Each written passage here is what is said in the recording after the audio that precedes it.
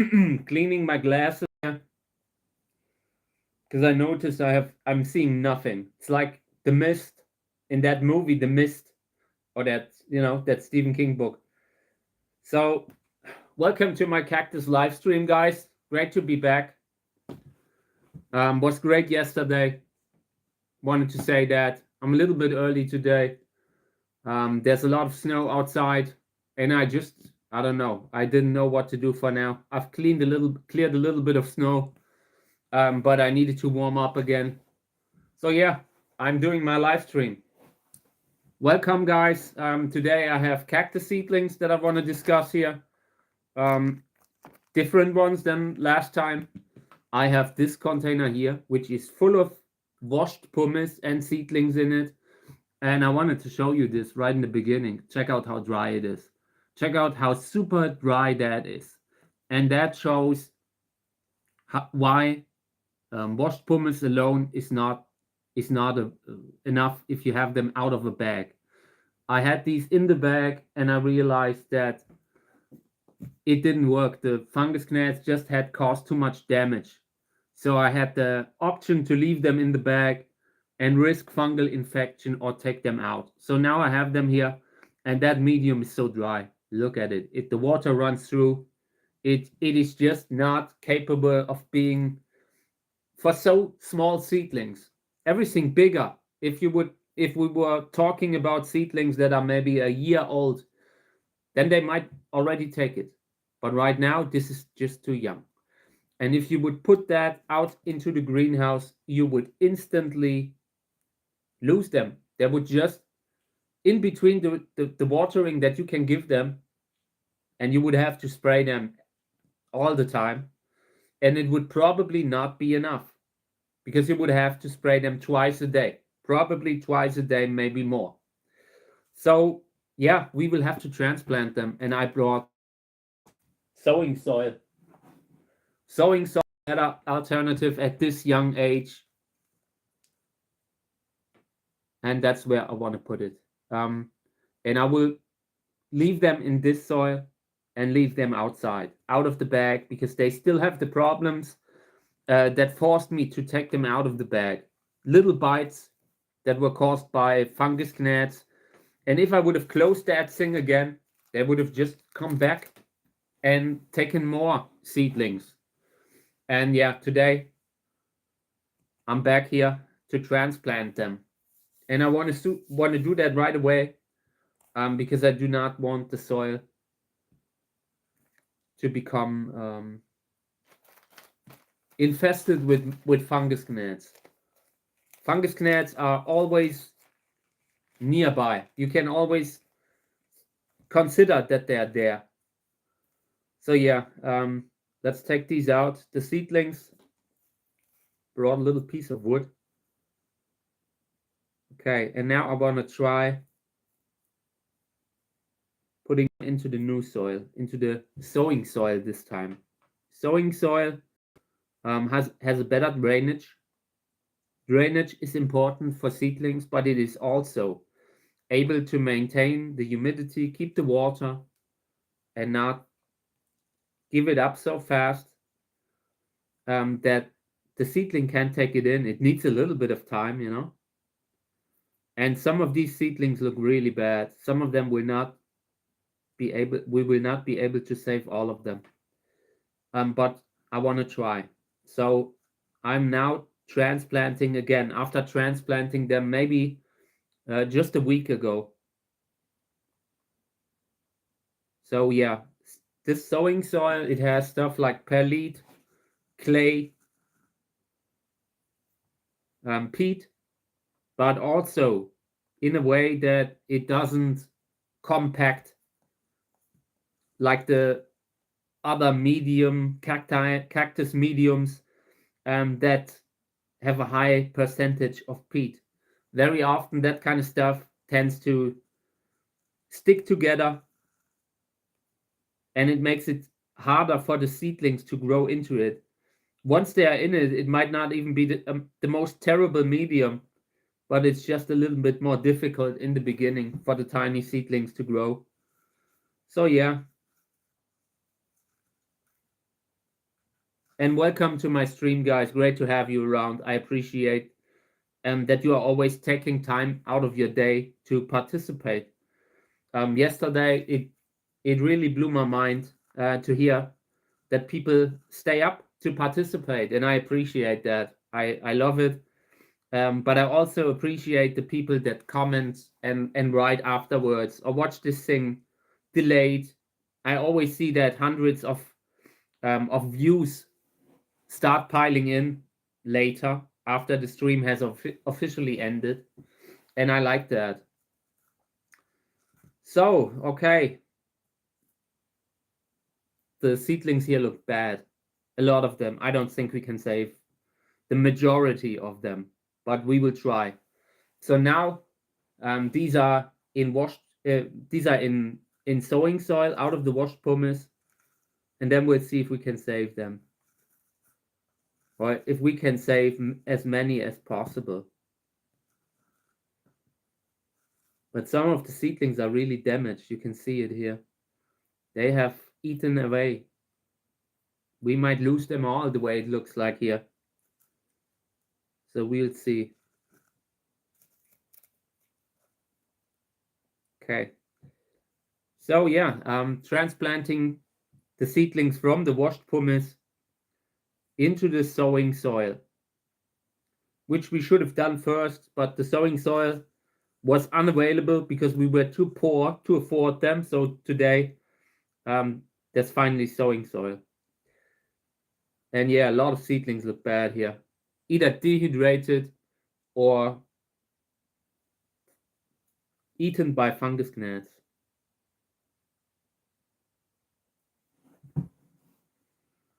Okay, I think this is it.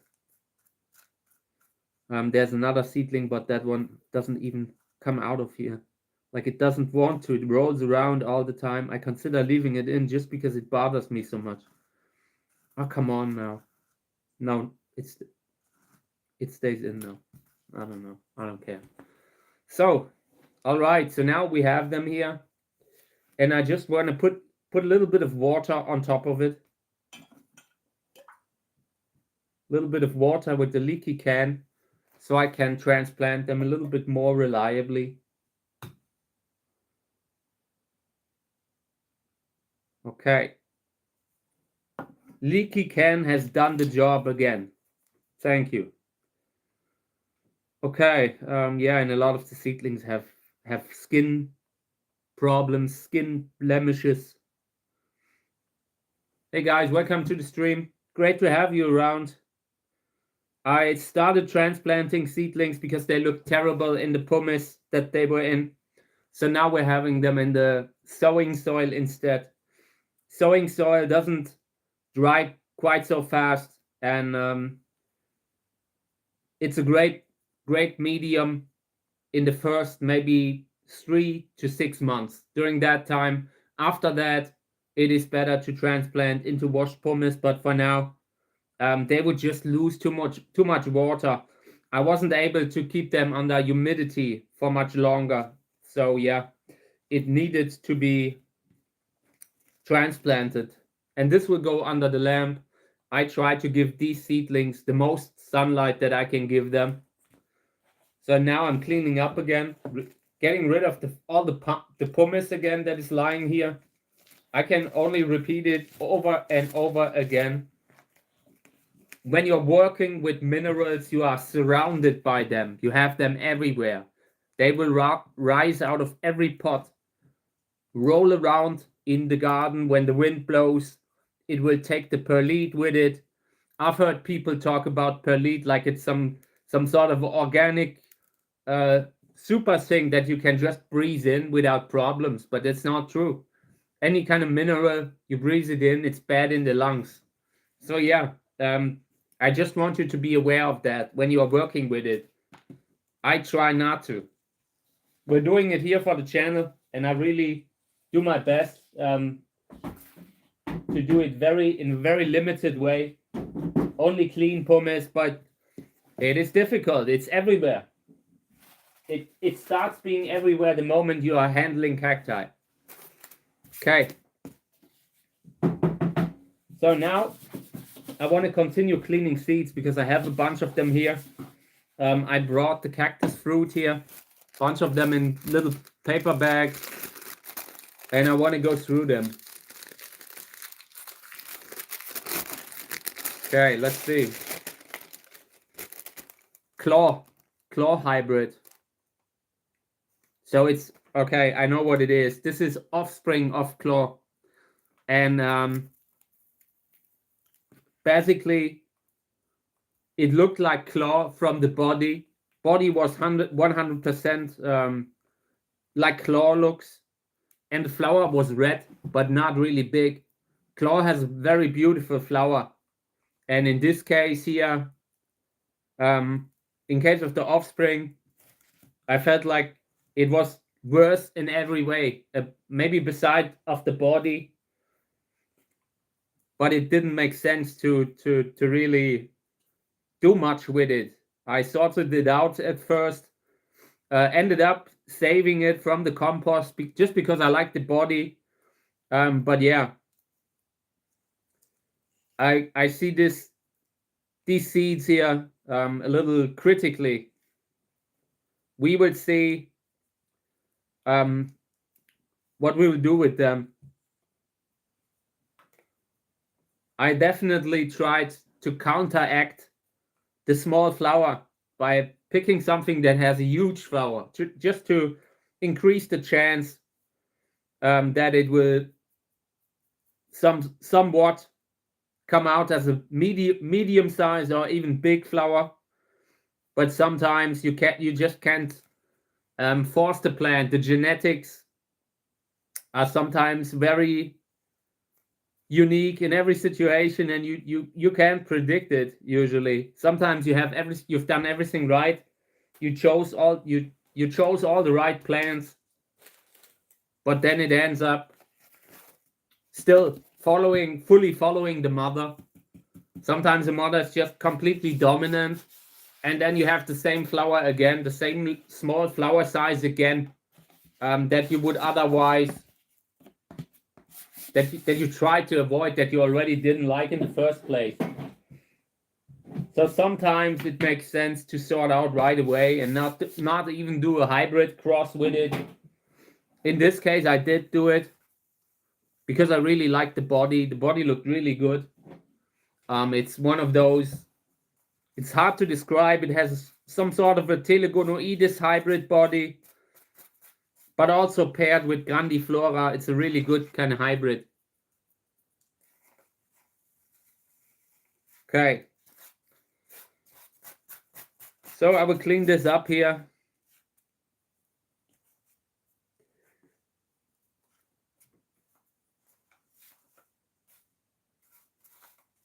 And it's a pretty big fruit for that kind of a plant. I would say at least 300 seeds. The genetics are very, very long, like a long list of parents. Buena Vista is involved, which is Grandiflora. Buena Vista, Rosa California, and Rosa California is a great hybrid to have in a cross. If I see Rosa California, I usually become interested in the cross. So yeah, we'll see what we do with it. The genetics are not bad. It's just the mother had a very small flower, and I did not like that. I like the body very much. This is a good body, and it's a body that you do not see often in hybrid breeding. But in this case, I'm not even sure if the body will come through again. That will depend on how much influence the father of this cross had. And that is also a chance, because if the father had a bigger influence, you could also maybe get a bigger flower.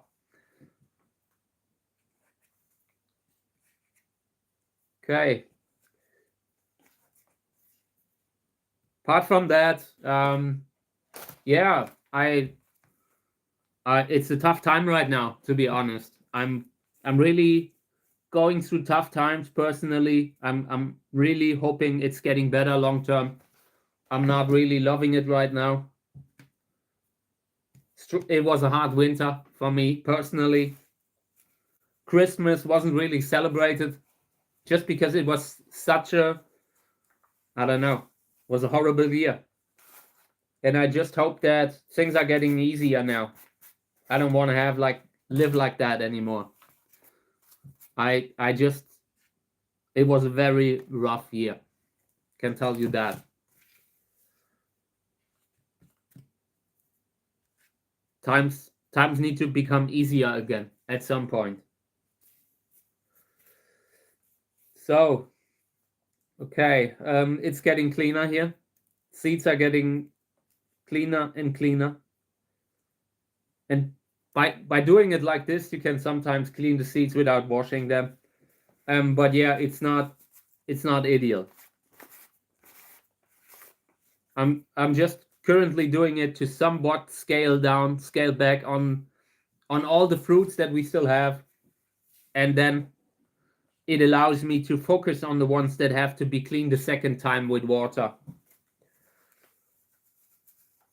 So I'm always rolling around the seeds, the cactus seeds, on this piece of paper, and sorting out organic debris, everything that isn't seeds. Actually, doesn't matter what it is. I only want seeds in this whole thing.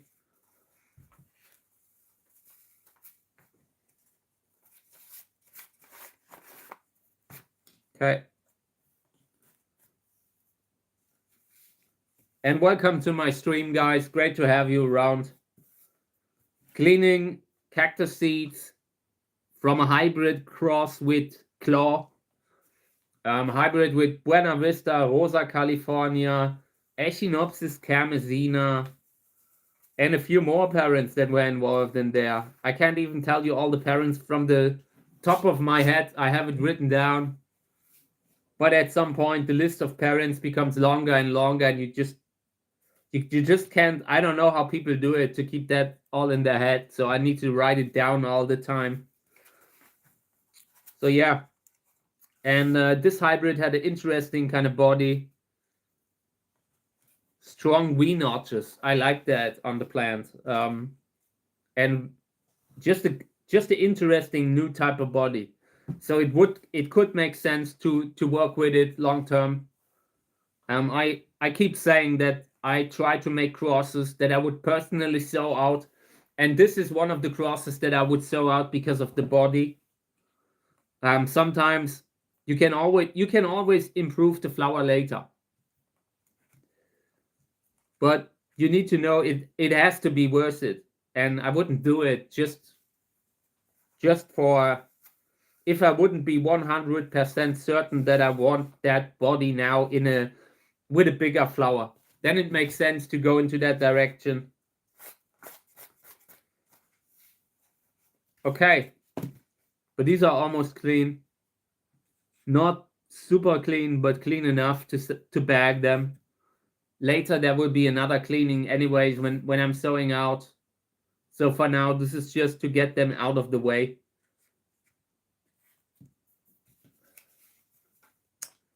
Thank you guys for participating in the stream. I appreciate it. Just going through everything here, and I have so many seeds that I want to clean. Hey, good morning. Welcome to the stream. It has snowed again. I'm great, thank you. Was a rough, I'm torn, on one hand I'm great, but on the other hand it's a tough time right now, but it's okay, I'm hanging in. It's snowing outside, really a lot of snow again.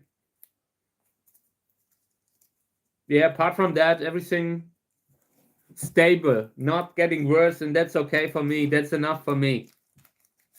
So thank you. I hope you are doing great. So yeah, these are cleaned. I will just put a label on it.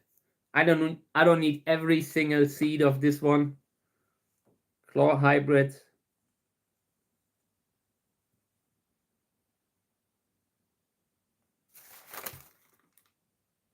Okay. Next one. I also brought 3 containers for sowing out, so we can later maybe sow a bunch of seeds out, but it's only 3 more, and then that's it.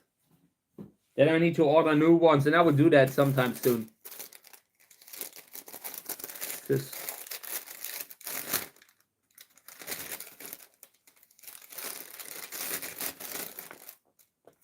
This just said early fruit, translated in German. I'm not sure what it is, what plant this came from, but it's full of seeds, really full. This is really, really full.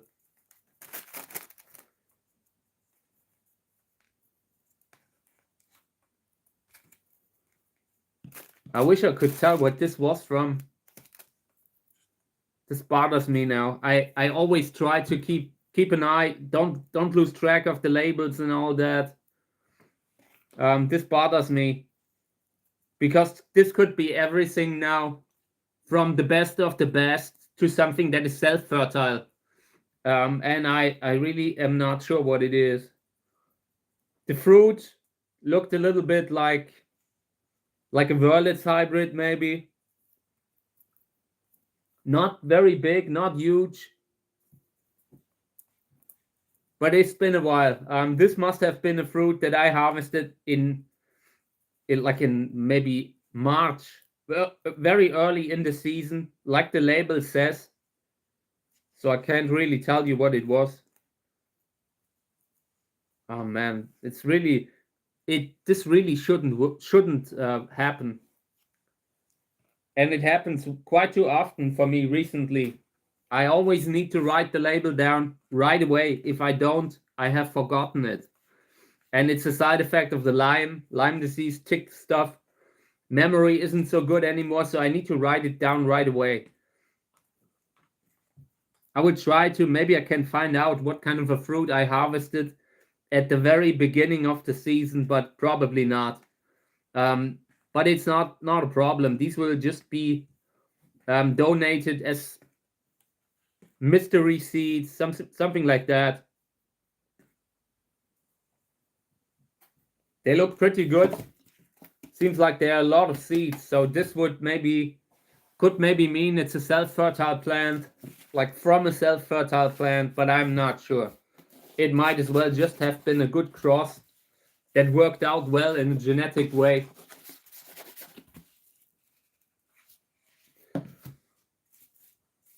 Okay, so I will clean these up a little and then I will bag them. These will not get super cleaned. I'm not sure what to do with them yet. We'll see. But if I can maybe see what kind of a fruit ripened over winter, over the last winter, not this one, the last one, then I can see what this came from. But yeah, I shouldn't have to invest such a CSI kind of a detection method just to find the parent. In the future, I will try to keep that. I always need a pen to label them, because when I walk away 5 minutes, I have forgotten the label. I have maybe 5 minutes where my memory works, and then I have forgotten it completely. So yeah, I always need to position little pencils throughout the garden at technically what valuable sites, maybe spreading out 5 pencils throughout the garden, just to keep an eye on that, just to not sit there and have a fruit in the hand, and when I've reached the house a few minutes later, I am not sure anymore. It's just too many.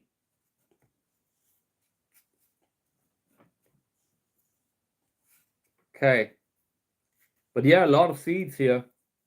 I don't know, 500 at the very least.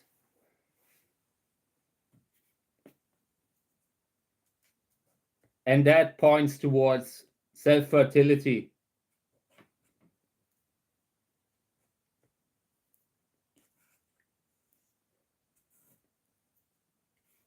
so many seeds that I had sorted out because they're small.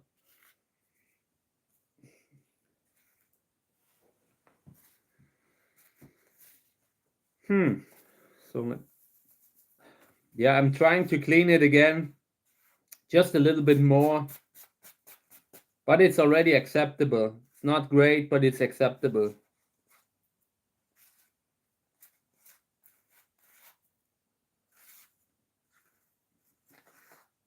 Okay.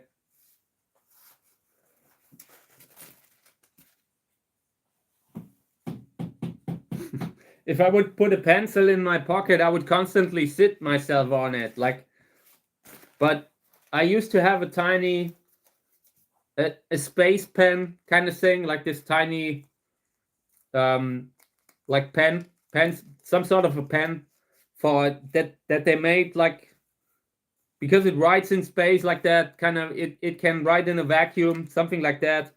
And yeah, but it wouldn't write on the labels usually. But I need to get something like that again, something that I always carry around with me. And that is my big thing for the next season, just trying to keep better track of everything. This year, I want to be more, put more work into writing the labels again. Last year, I had good reasons to skip it, but now I need to do it again. Hey, good morning. Thank you.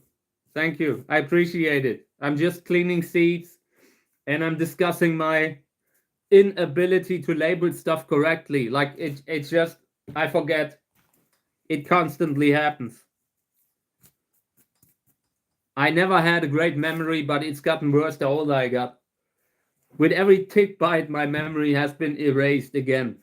So, what do I write on there? Early fruit. Early fruit, 25. So means it has been harvested probably in March, I would say.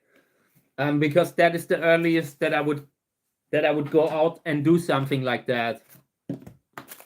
Okay, yeah, this is the bag that I had. This is just trash. What's this? Also trash, I think. Yep. Okay, next one. I'm really making progress with these. This is Wörlitz Cantora, and it looks like there's only a bunch of seeds in there. If there's even anything in there, let me see. No, this is nothing. This is trash also. This is Wörlitz Cantora Gelb crossed with Cantora Orange. Here's the thing. Dried fruit. Here's the fruit. This was the ovum that was on the plant. Like, this is the remnant of the flower that has dried up. And this little thing, the ovum, basically the base of the flower, has turned into a fruit. Yeah. And this is also a little bit bigger. This might be one of the candidates that's better for washing it underwater. I don't want to have a lot of dust here. These are seeds of a hybrid called Sylvia, Lubivia hybrid, and a good one. I love it. But in the last couple of years, that hybrid didn't really like the climate at all. So I had very few flowers, very small fruit. And I really need to invest more work again to grow some of them. I just ran out of space so bad that I even stopped growing some of the good ones. But this is one where I always see good offspring from. Or where I often see good offspring from. Not always, but often.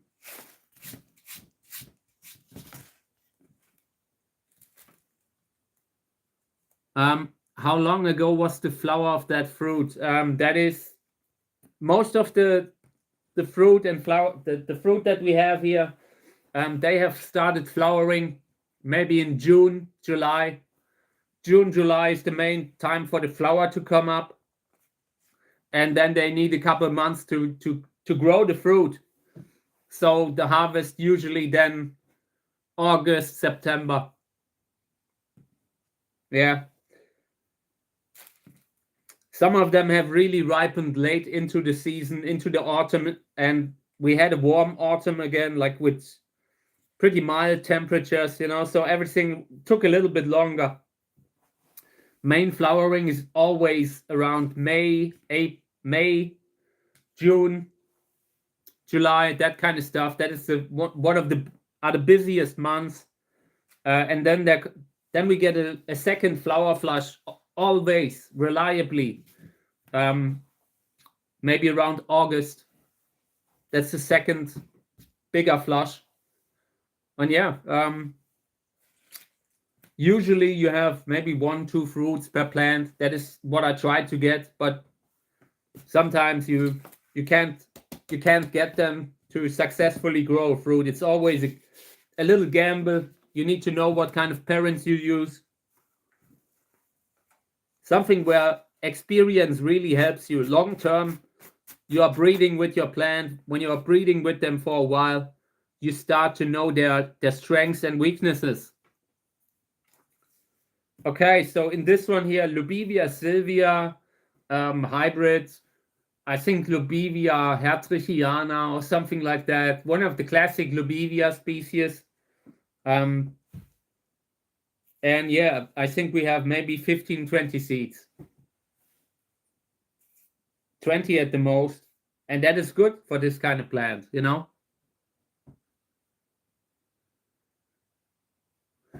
Yeah, I shouldn't even be drying them, honestly. It's better to wash them right away when they are fresh. But when you are in the middle of the harvest season, you are just overwhelmed very often. And that was a time when I was personally not doing well, when I had, you know, all the relationship problems that I had. So a lot of the fruit had to be put away for later. And that's where I'm catching up now. These should have been cleaned long time ago. It's not that you usually dry them like with a chili, you know, because you don't eat them. So it's important to clean them when they are fresh. That makes it a lot easier. Now I think we need a new piece of paper here. This thing is through, probably. I've been working with this for a while. So in the next stream, I will have a new piece of paper just to roll around the seeds on it. I just realized there's a little hole and the seeds fell through. But it doesn't matter. It's okay. There's still, most of them got into the bag. 1, 2, 3, 4, 5, 7. Yeah, this is okay. So Sylvia. Good old school name. All right, next one.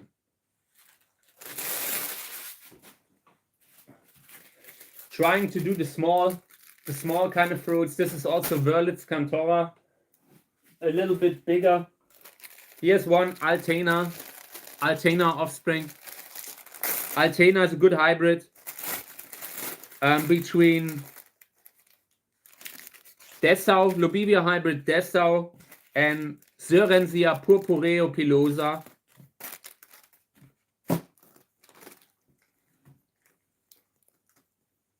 And that is a good hybrid. That is a good cross that could produce nice offspring. And I consider sowing them out. They have a unique kind of body, short spines. They look a little bit like an Echinopsis, but in a unique, weird way. When you see them, they are usually the plants that are hard to identify. Sörensia purpureo pilosa, Echinopsis purpureo pilosa, or Trichocereus purpureo pilosus. They are very, very unique, closely related to Lamprochlorus, Echinopsis lamprochlora, and yeah, useful for hybrid breeding because the flowers are big, the flowers are beautiful, they have nice pinkish sepals that are just really nicely shaped and all. It's a good kind of plant. You have a good circumstances to get great hybrids. I like to work with it. So we will be sowing them out. But maybe today, I have 3 containers here, we could sow them out. Okay.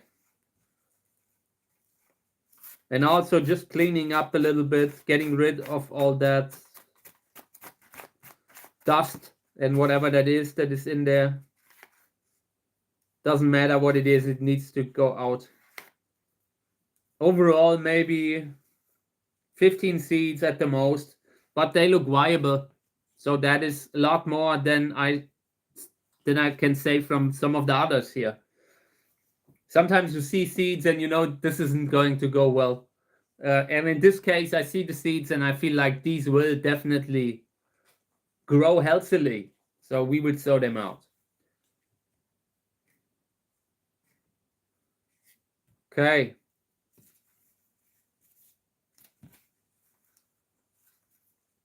Tomorrow there will be a new piece of paper. It needs to hold for today.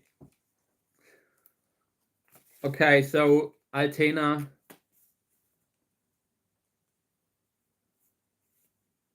And the father was a Lobivia hybrid, multi-hybrid actually, by Rolf Autenried. Okay. Next one. This doesn't have any writing on it. I love when I do that. What's this? I don't even know what this is. Is this even a fruit? This could be like a, it looks like a seed. Maybe I bagged the seed. Like some sort of a fruit. I'm not sure. It feels like it could maybe be a fruit, but it looks different. I think this is one of the cases where I collected some sort of a fruit seed and put it aside to sow it out later. I would put this aside. Maybe I can find out what it is. It looks a little bit like the plume seeds that I tried to get this year. We'll see. I'm getting more and more involved with fruit, with other forms of gardening. Okay, this is the Hildewinterer fruit. Check it out. It's tiny. It's really tiny. This is a Hildewinterer fruit, and it's actually not really that small for that genus. Looks like they are viable seeds. I mean, there are seeds that look like they could be viable. Let's phrase it like that. With Hildewinterer, I'm very careful. I don't want to celebrate anything before I have the large plant, the adult plant. Yeah, I'm not sure what it is. I haven't gotten any pistachios this year, so it must be. I really think it is one of the fruit seeds that I had, like the core, you know, and I put it aside and forgot about it, which happens a lot. Sometimes you just don't have a pencil right with you, and then you bag it and then you forget it again. That's the story of my life. So I need to work on that. I would buy me a 10-pack of pencils and I would spread them out through the garden. Okay. Yeah, seeds very small. This is Hildewinterer hybrid that I have from Irmfried Buchmann. I think it was one of the very few who flowered this year. I just need to pot them up as hanging basket plants, and this year I didn't have the budget for that.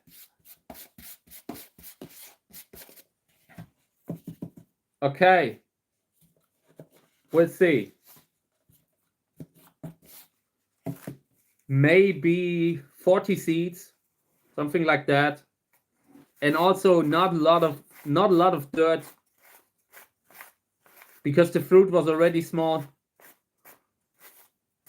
They belong to Cactus in a wider sense, and that can be debated. You know, in my opinion, I feel like they are separate enough. They should be separate. There should be a separate genus, in my opinion. But I'm not really putting a lot of energy into that. It's just something where I feel like they differ enough from Cactus to justify that. Hey, good morning, Dave. Great to have you around. Which plants do you feel like have the most seeds per fruit? From the cacti, the self-fertile ones. The self-fertile hybrids or species that I have, which are Syrensia telegonoides and Syrensia schafferii. They are so fertile that everything, literally every seed, every potential seed that you could get is pollinated. Hey, good morning. So yeah, every seed is pollinated. So you always have a fruit that is twice as big as fruits of other cactus hybrids or species or botanical species. It doesn't have to do with them being hybrid or botanical. And botanical hybrid, when you make a cross between two plants of the same species, that generally increases the number of seeds that you get, just because they are perfect for each other. And when you make a hybrid cross, very often that is not the case. It can work, but sometimes it doesn't. And that also influences the number of seeds per fruit. Okay.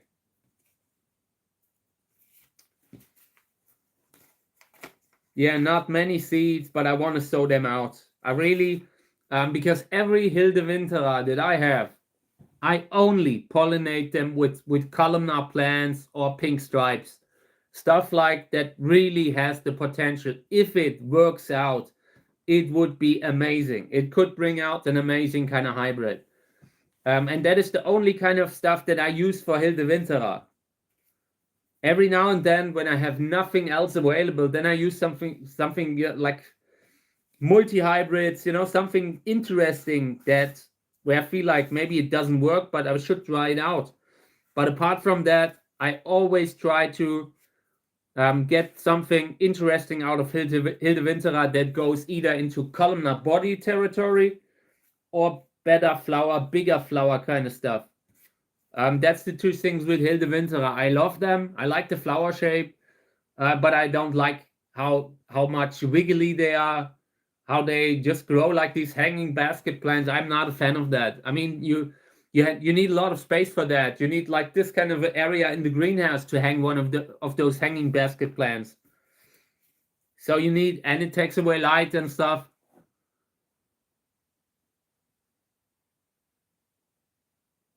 Yeah. Sometimes with these hybrids, and you also see that in the animal kingdom, with hybrid crosses, sometimes they are sterile. They are sterile because they just did not produce a fertile, healthy kind of offspring. That can happen also. And in that case, you should probably read the room. That is like, but I mean, you can still try. You can still try to push on. And you might get something cool, something unique. But genetically, it's probably a sign that they are not really fitting for each other. Whatever you did, it didn't really fit.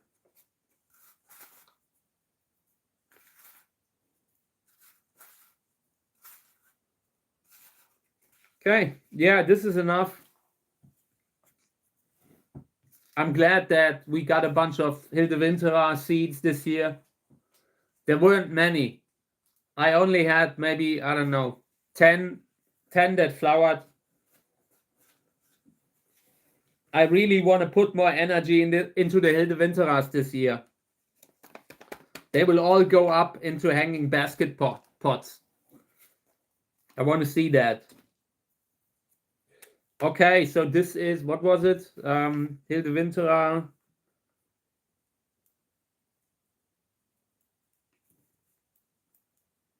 Okay. Hybrid by Irmfried Buchmann. Next one. Making a lot of progress here with all of this. I really love that I'm getting something done. So yesterday, I want to say I brought a package to the post office. I brought it by myself, and I usually do not do that because I have problems walking, and it was really long and painful walk. But I brought that package to the post office eventually. So everyone who's been waiting on the book, it's on the way. DHL is just currently not really working reliably. Tonight we had another strong snowfall, and it's starting to get a little warmer, but at a point where it's raining onto the snow, and it's getting pretty dangerous to be on the roads.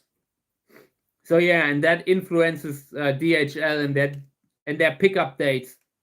I usually try to have them here every week, but that in the last time that didn't happen anymore. They just don't come. They don't deliver post anymore very often, maybe once a week, and they when you have a pickup date, it's 50-50 if they will pick it up or not, and I'm unhappy about that. But I also understand that these people are overworked.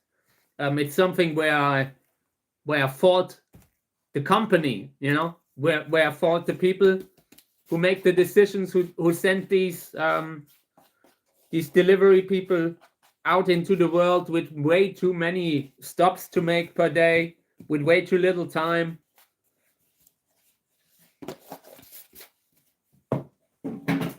The German post office, like the German post, they were huge in the past, and they've been declining a little recently. Like they used to be state owned, and since they've been like in public company, things are a lot more difficult for them.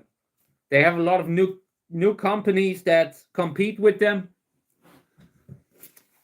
Yeah, and they are losing ground. Now they only want to come once a week. They are closing all the post offices, like the local post office might be closed very soon, simply because they are not paying fair enough anymore. People don't want to do the work anymore, and they can't pay for it also. And at some point we might end up with, I don't know, they will probably not deliver letters anymore, like the classic letters. I don't think that is something that they will do forever.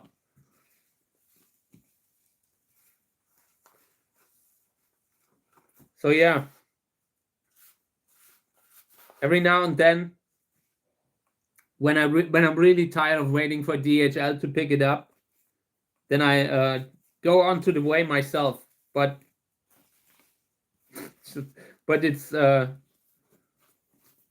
I just threw away the seeds here. I just need to get them back on the piece of paper. Sometimes you just have these moments where this is a bad piece of paper. I need a new piece of paper. It was only the fault of the piece of paper. So yeah, this is Asterix hybrid. Interesting. And I like these kind of hybrids. I see potential there, but very often flowers are mediocre or white. White flowers have been very common with that hybrid. So we'll see how that one goes. But thank you guys for participating, for being here. I appreciate it. After this one, I want to move on to the seedlings. Maybe we're doing a bunch of more of these cactus fruits later. But for now, I just feel like this piece of paper isn't what I need right now. So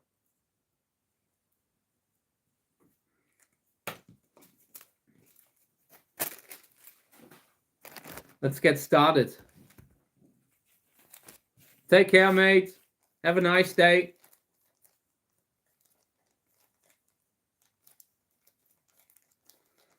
Okay, let's see what we have here.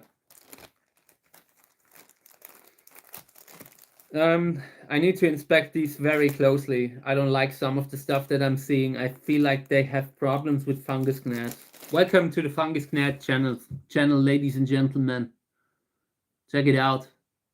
They look great now, but I see 1 or 2 spots on these seedlings that really worry me. The base of one seedling has this orange kind of shine, and I don't like to see that. It shouldn't have that.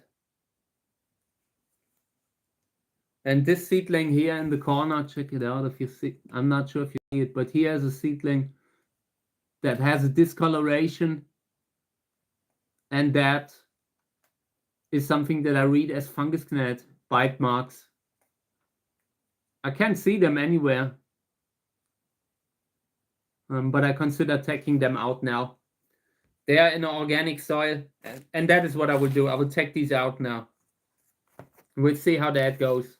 They have to be sprayed daily, but we can do that. I already did it this morning with the others. You just have to be religious about it. Do it religiously on a regular basis, no exceptions. Okay, so here, yeah, looks terrible. Teleflora. These seedlings look like they are genetically unhealthy, and I'm not sure if any one of those will grow. On the just gut feeling, probably none. I will close it up again because at this point they are just too small to do anything.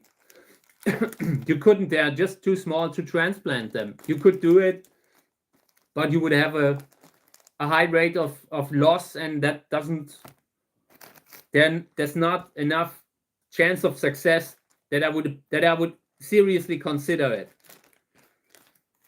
Okay. These are looking great, a little bit too wet. Uwe Kahle.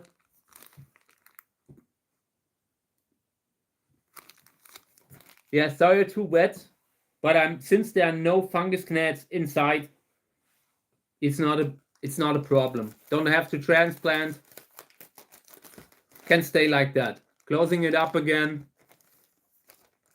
and just gotta make sure that this thing is really closed, because this kind of soil has so much humidity that it could be a perfect breeding ground for fungus gnats. So you have to really make sure to keep them out. Okay, these are looking great. Really starting to become spiny. One block of seedlings will be super annoying to single all of these out. But for now they can stay in there a little bit. They are so close together. At this point they give each other a little bit stability. When cactus seedlings are very young, they like to grow crowdedly. Later on, they need their space. You need to give them free reign. But at some point, in the beginning, they like to be a little bit closer together. So in this one, this looks terrible. I want to transplant them, and that is what I will do. I just feel like the washed pumice is too fast draining to do it at this young age. And yeah, so now that we have the sowing soil, it would be better suited for them.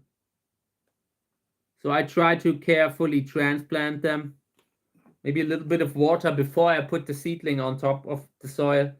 Because the soil is pretty dry still, a little bit puffy, and I don't like that. So a little bit of water, just a few drops, to have an easier consistency of the top layer. Okay. If we can get rid of all the fungus gnat problems by transplanting them, then they stand a chance. But this is looking pretty grim. This was one of the containers that was hit the most, hence why I transplanted them into the washed pumice.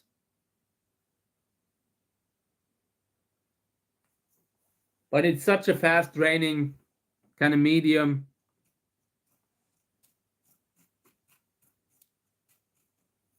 Okay, and this here, I will use this for something else. probably when the seedlings are a little bit bigger, so I can use it to transplant bigger seedlings in it. And in that case, you leave it out. The soil is so fast draining, the pumice is so fast draining, so fast drying, that fungus gnats are never a problem. They are only a problem when you have a soil that you keep in humidity or that you keep wet all the time. Even if you have them out, you let that soil dry out and it takes the fungus gnats a little bit out. They always take a while to breed. They always take a while to multiply. And when the soil is dry, they just can't do it effectively. They can do it here and there, but not until that point where they are really a danger for the seedlings. Okay.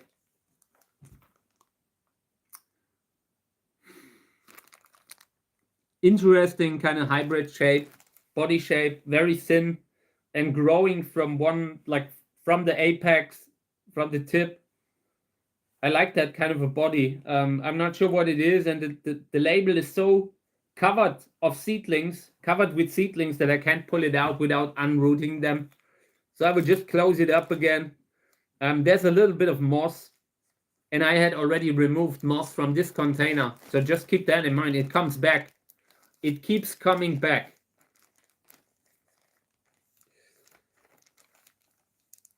Okay, next one. Let's see what we have here. Little seedlings that look like they want to crawl under a rock. This is from an Altena cross. Yeah, not healthy. Genetically unhealthy. Not sure. This could also have to do with too old age of the seeds. One seedling looks normal. One seedling looks green. The others look a little bit variegated already and tiny. You have that, you know, you just have it.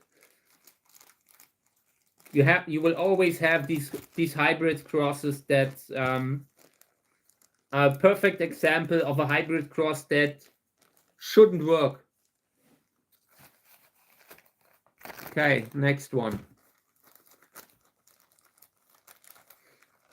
I really want to point out that I'm a hybrid breeder, yeah, but I'm a hybrid breeder that also keeps in mind genetic health. That is something that I personally really think about when making a cross. I'm not doing, like, when I'm doing a hybrid cross with parents where I know it will result in just something like the Thing from the movie, then I'm probably not doing it. Most likely not. There are exceptions when I can really have a reason to make a risky cross, but in most cases, genetic health is one of the big factors that you need to keep in mind.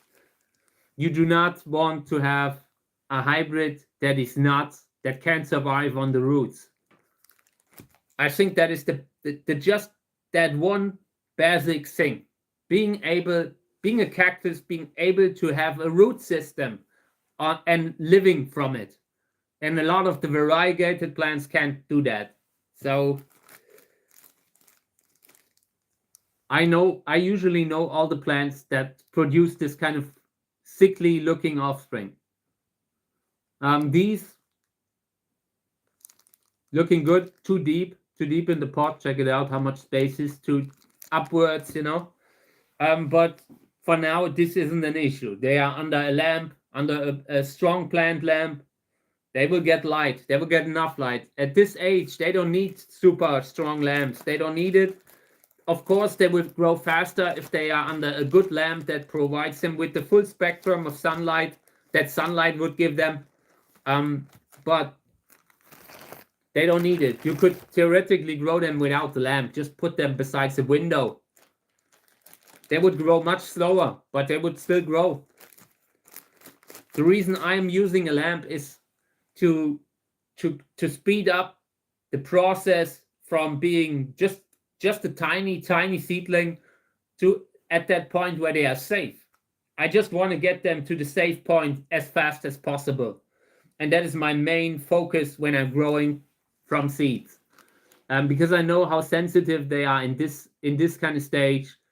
And if they just double the size, things will be so much easier. We are doing right now what we are doing here. This is some of the most dangerous part of the hobby, like growing them for the seedlings, growing them in the first 6 months. And when you make that, you have already have most of the difficulties out of the way. Then you need to focus on other stuff like singling out, avoiding mealybug, having them in a good soil. Don't leave them in old soil for too long later on. But in the beginning, the first 6 months, that's where you really need to stick the landing.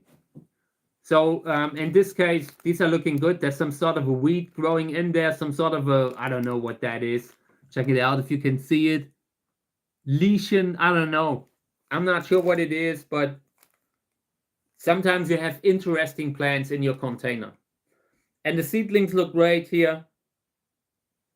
There are a bunch. Check it out. This shouldn't be.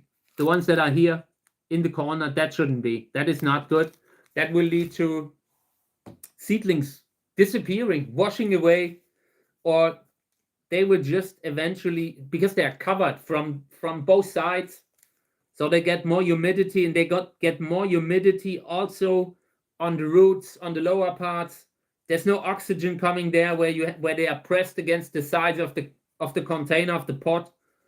So I've moved them a little bit, not much, but a little bit. Now you can see here, I moved them a little bit further away, more towards the center.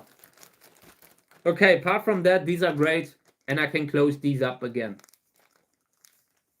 And one thing that I'm starting to notice is that the ziplock mechanism on all of them starts to fail. These things are not made to last.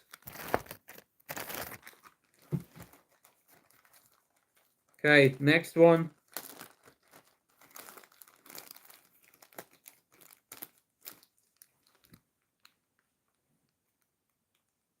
Yeah, healthy looking seedlings.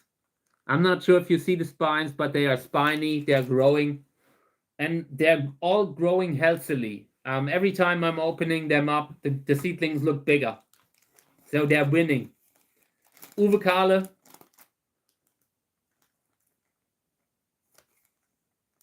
What's the label? Akami. Or something like that. Akami. Also new hybrid by Uwe apparently. I'm not up to date. I'm a little behind with all the new hybrids. I'm just growing what I get. Okay. Check this out. These are interesting. Really interesting. Some of them big, some of them small, some of them look variegated, some of them not. When you have such a diverse range of seedlings, that can be good. That can give you the really good plants. Because you have that classic normal seedling that can definitely flower. Then you have maybe mutations, variegations, and the fact that they are mixed could mean that this is genetically healthier than a fully variegated seedling that you have to graft. I'm not doing that. I'm not grafting weak seedlings that don't make it on their own. They need to stand. They just need to do that. So apart from that, this is looking good. There was one seedling that somehow ended in the corner, turned around, and I've transplanted it, brought it back, and now it's good. Apart from that, this can be closed up again. Also, failing zip mechanism, failing ziplock. And there's no dirt really. I mean, maybe a little bit, but these are just not, at some point they just break.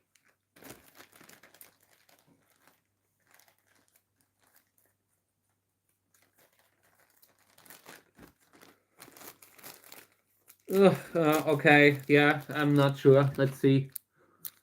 All in one corner. What a dumb way to plant out. I'm not sure why the seeds got there, but I wouldn't recommend doing that. There's one seedling in the center. That guy is living the life. Apart from that, yeah, the seedlings are a little bit too small. some of them look like they're actively growing, and some look like we might lose them. Moss on the side. We'll see how it behaves. If it doesn't infringe on the cactus seedlings, it can stay. But if it becomes a problem, it will be removed also. I am not tolerating moss in the container. If it doesn't really behave like it should. Okay, so here's one. Soil is wet but too puffy. See, it something rolled away. I don't like that. But on the other hand, having them a little bit drier is good against the fungus gnat. So yeah. But the soil, one thing that I notice here is that the soil is getting close to over towering the seedlings. Hey, do you have a wood louse cactus? I'm not sure which one this is. It is a Pellicephora, like that. That smaller ones, that Aciliformis, that kind of thing. I'm not sure. But if it's that one, Snoopy ate it. I like Snoopy the beagle that we once had. I had this amazing plant that I wanted to graft, and he ate it.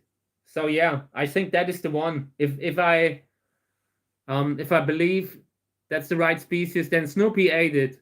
And yeah, I was really worried because he ate it, because you never know how they will kind of take it. And yeah, eventually we ended up going to the vets, and it was all right, but he had me very worried for a while. It was one of the weirdest moments that I had with Snoopy. I was just grafting, and suddenly that thing was gone.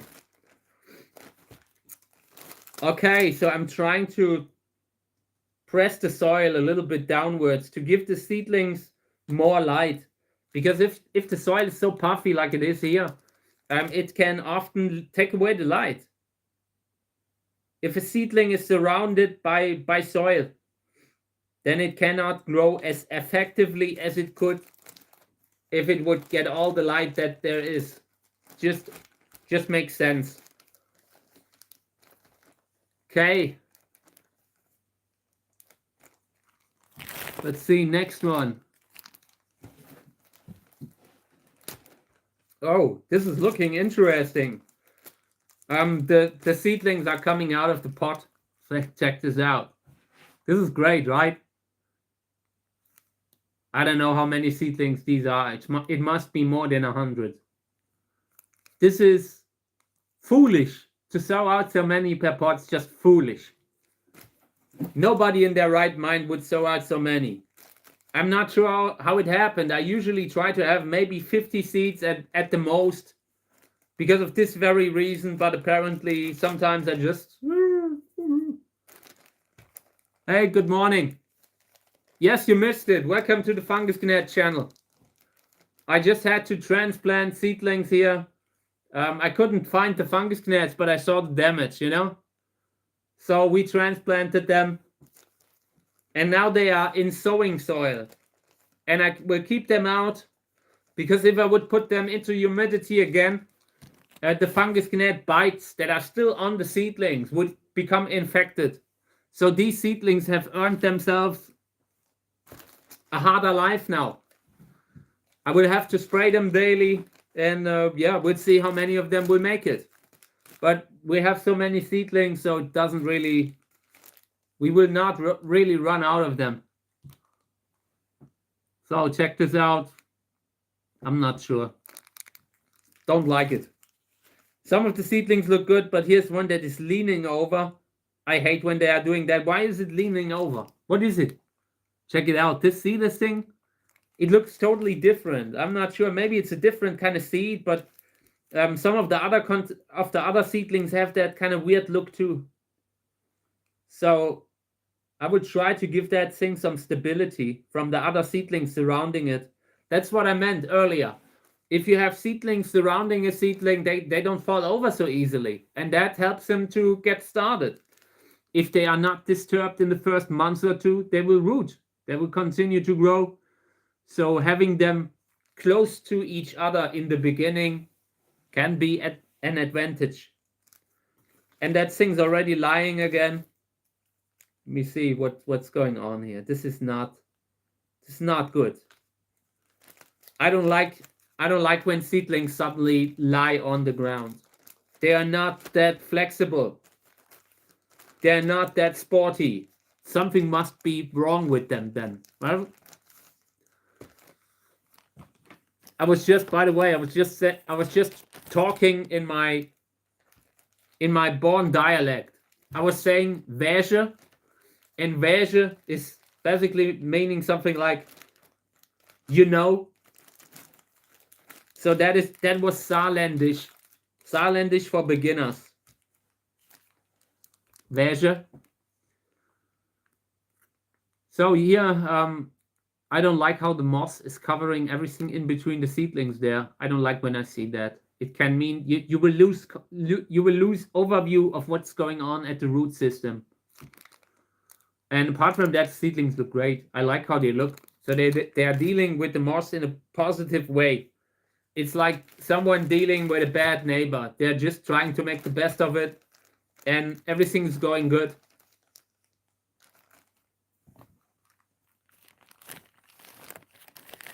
Yeah, that's normal, Robert. It just happens, you know, when you have to try lifting them up again, and depending on what the reason is for why they are lying, it can happen that it's beyond saving. Sometimes you can do it. Sometimes they are lying because the roots are already damaged, and at that point you can try putting them into the soil again, but most often that little missing root is really a deal breaker in regards to living. So yeah, here looking okay, but very young, very fragile. See some of the roots exposed a little bit. Could become a problem, but for now I don't see any.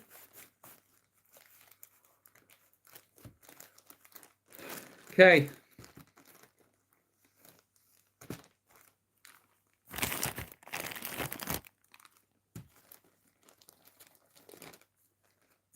This is one of the containers where the washed pumice really worked. Some species just take a mineral medium a little bit easier than others. And in this case, it can also have to do with the fact that we transplanted them very early on, that they didn't really suffer under the fungus gnat bites. If you wait so long with transplanting that they have been irreparably damaged, then of course things will not go smoothly even in the new medium. And in this case, it looks like I transplanted at the right time. And yeah, they are looking good. I will close this again. Sometimes when you look into a container and you see that despite having them in a bag, they still lose substance. They get smaller and smaller, or they look drier and drier.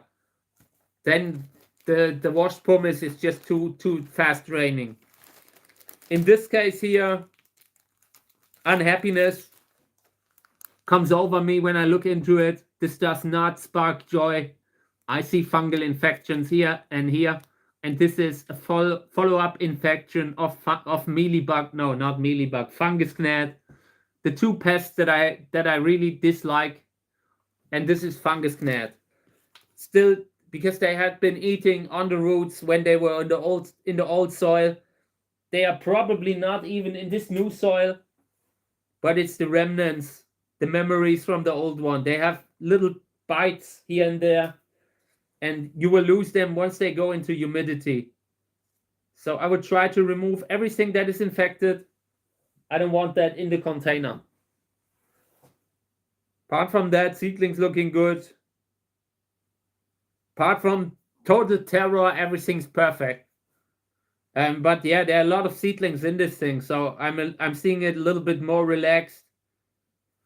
If we lose more, maybe we transplant them into the sowing soil also. Hey, welcome to the stream.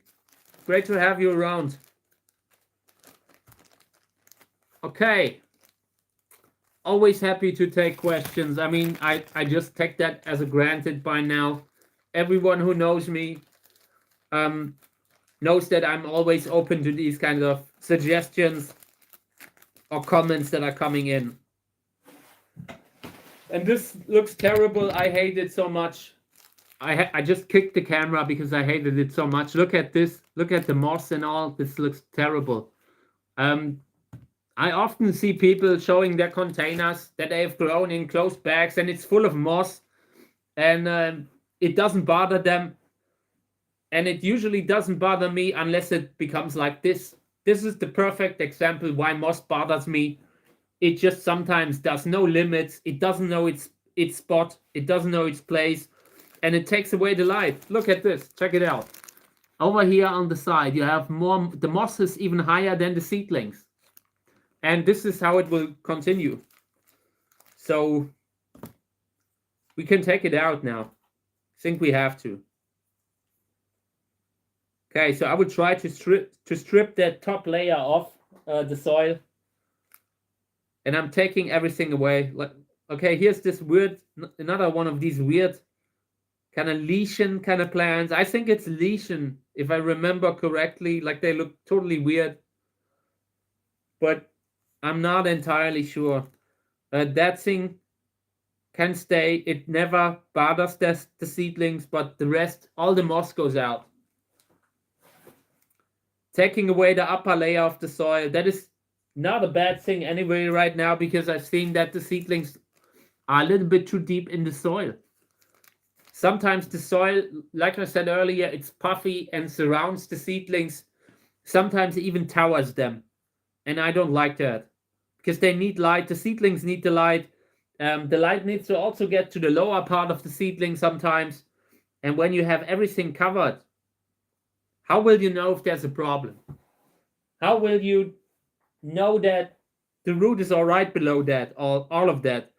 The people that never really bother about moss, they usually, I mean, they lose seedlings, you know, but they don't make the connection. Okay.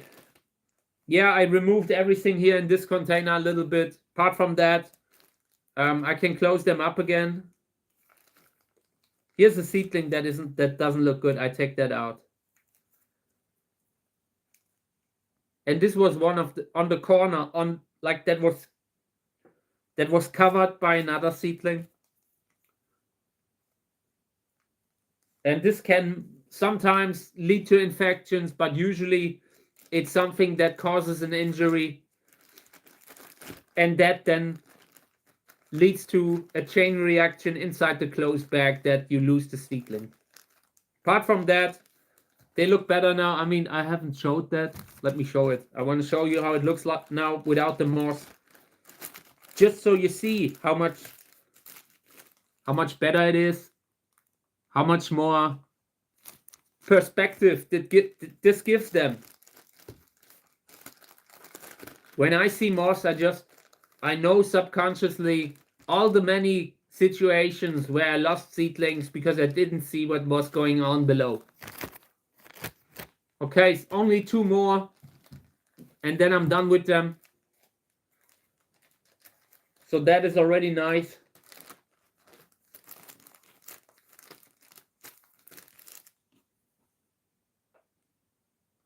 Okay, so in this container, everything looking good, but tiny, very young seedlings. I'm not sure if this is one of the later ones that we've sown out, or if it takes more time, but these are very small.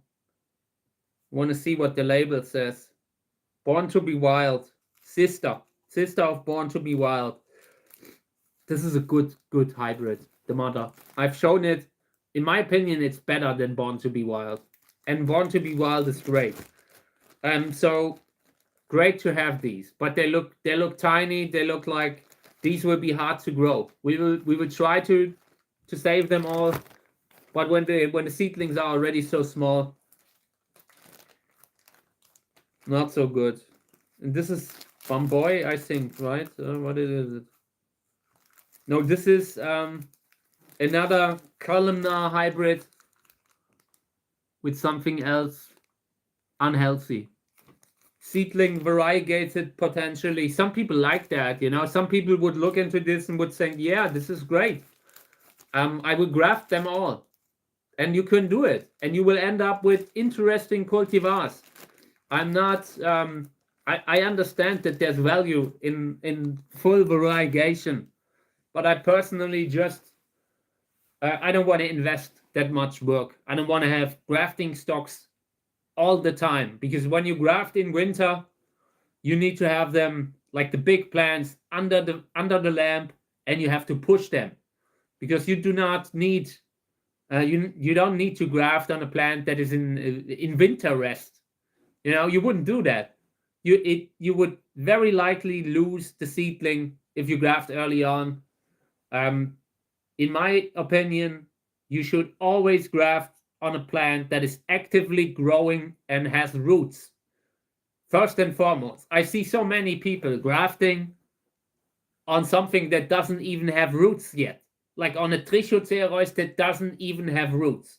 Why would you do that? You only graft it because it is a fast-growing cactus with a bigger root system. It makes no sense for me. So, in my opinion, you should always graft on plants that are actively growing, already have roots.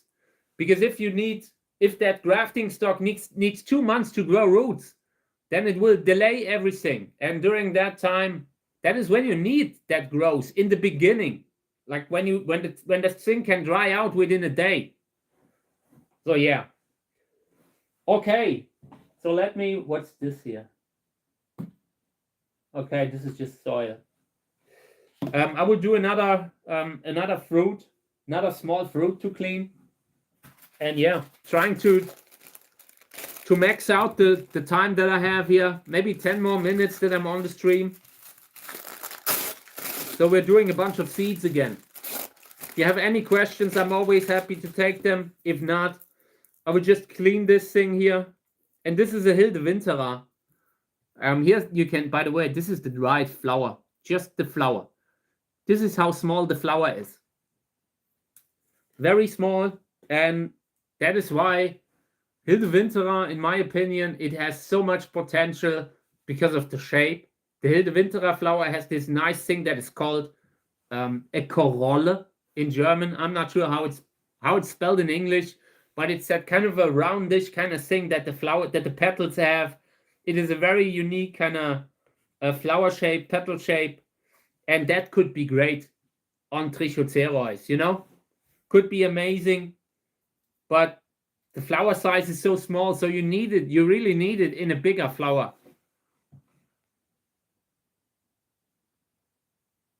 Won't that make the cyan etiolate when the rootstock doesn't have roots yet? It will depend. They would still grow a little. It's not that they are not growing, and they are not growing so fast usually, because the plant doesn't have roots yet. If it had roots, it would grow much faster. And no matter what you do, if you do it in winter, you will always have to give it sunlight. In winter, you can't graft without having them under a lamp.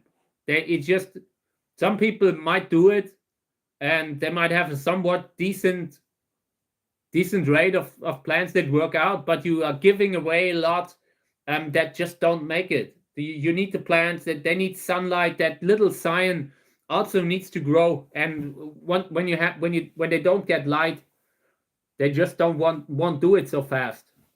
So yeah, maybe a little bit, but then again, I don't really see that they will have insane growth rates to just have that etiolation.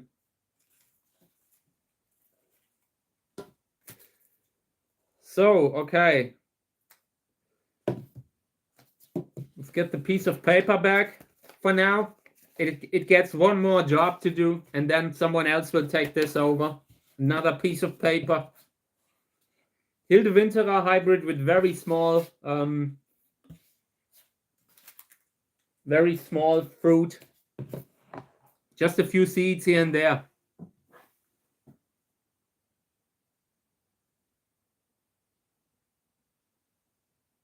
Yeah, I'm sure it is easier to graft on them when they don't not even. I mean, some people have a decent technique where they can wrap a rubber band around the stalk and the scion, you know, and because you don't have the root system, you might be able to do it efficient. But there are so many ways to graft, you know, and when you have a root system, you always have something that adds stability, that adds counterweight to the top.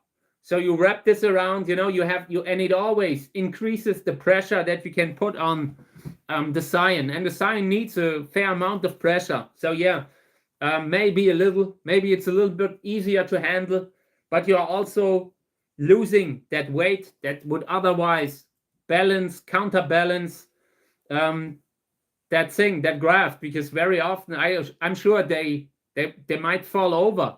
You will have to be very careful about putting them upwards that they don't fall over. If you have a graft that falls over all the time, it's not really good for the seedling. That tiny scion, it can just dry up within a day.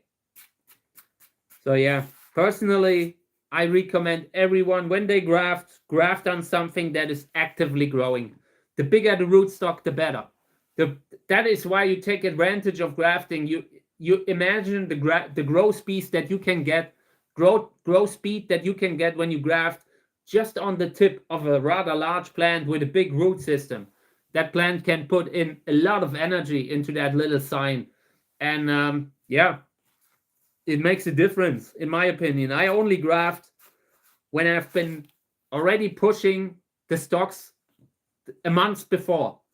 When I start the season in March, I start pushing the grafting stocks right away. And in the last years, I stopped grafting because I had just too many plants. I couldn't keep up with housing them anymore. But if I wanted to graft, I would push the grafting stocks already in early March, first water, maybe sometimes even a little bit earlier if it gets hot in winter. If you have these sunny days where the greenhouse temperature goes over 30 degrees, that can happen. When you have a sunny day, the greenhouse will heat up very fast, and then the plants also need a little bit of water.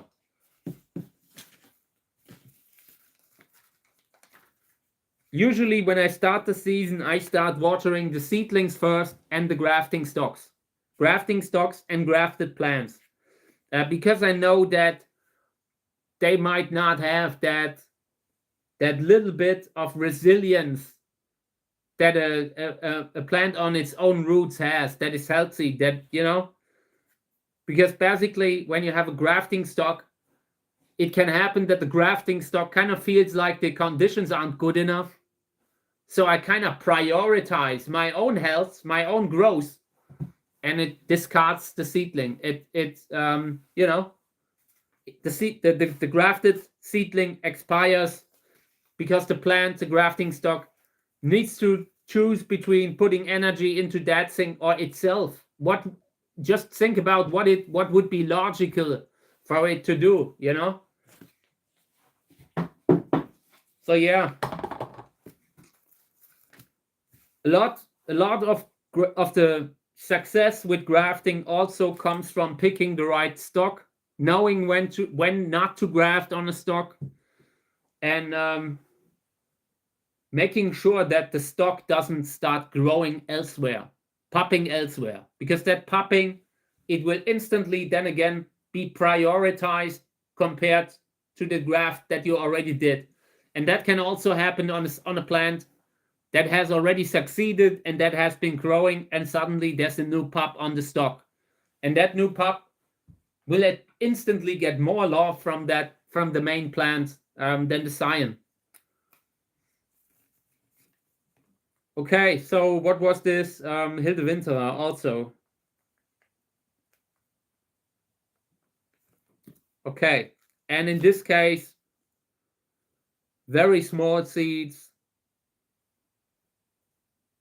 maybe 12 seeds, not a lot, not something that gives me hope that these will be extremely healthy seedlings. A lot of the Hilde Winterers give me that feeling. Okay, Oh, I have 2 or 3 more, but we're doing them next time, I guess. This is from Ulf Meerbold. This is an Arboricola hybrid. Some Wurlitz Cantora that need more water, that need to be cleaned underwater. Oh yeah, yeah. I mean, Gymnocalycium. Some people graft a lot. They graft those just completely without chlorophyll, completely variegated seedlings, and I'm sure some people can do it by doing it on a not grafted plant, on a non-rooted plant. But again, it's a disadvantage.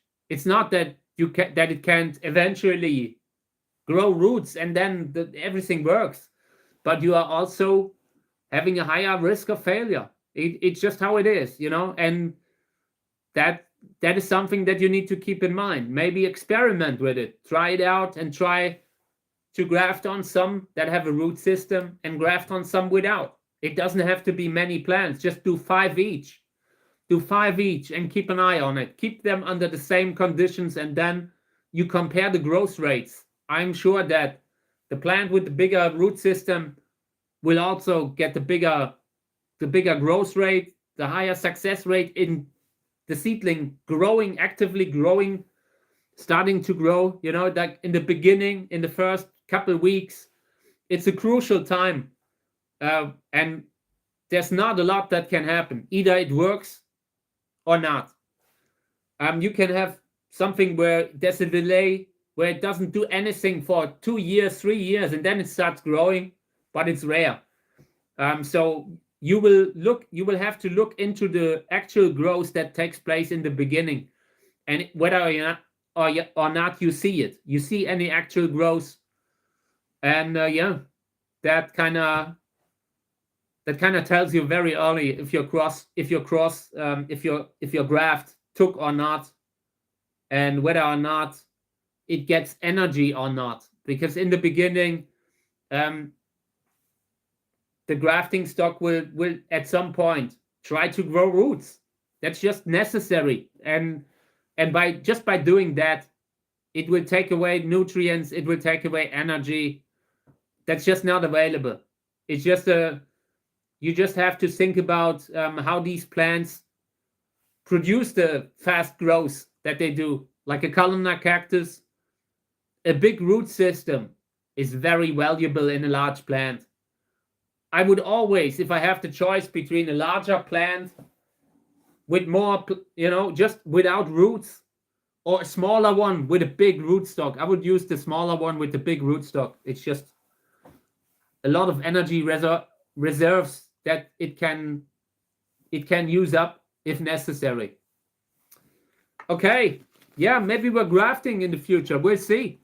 In summer we could stream and graft. That is a good idea. We're doing that, and then we're comparing it. I feel like that is a good idea. So in summer we will try it out. Have you ever done root pruning? I mean, you always, when you repot, you always have to look at the health of the root system, and every now and then you remove something where you feel like that's not a healthy root. So every now and then I take a piece of the root off, but I'm not pruning a lot. I'm not, maybe I'm too old school for that. I've seen people just, doing this and that. Maybe it makes sense with a lot of plants, but I'm not really putting a lot of effort into it. Also because I don't know, I have so many plants, At some point, you have the time. At some point, speeding things up isn't so necessary anymore. That you have to graft in the first 6 months, for example. I could do that, and I could have plants flowering within 2 or 3 years. But at some point, you just take a step back, because you know that everything you do takes a little bit of time away from other stuff. The more we graft, the less time there is for other stuff. So we'll see. In summer, we will do grafting experiments on the stream. So I will try to prepare that already. Like I will be start to push the grafting stocks the way I described earlier, and then we'll see. Okay, so this could be interesting,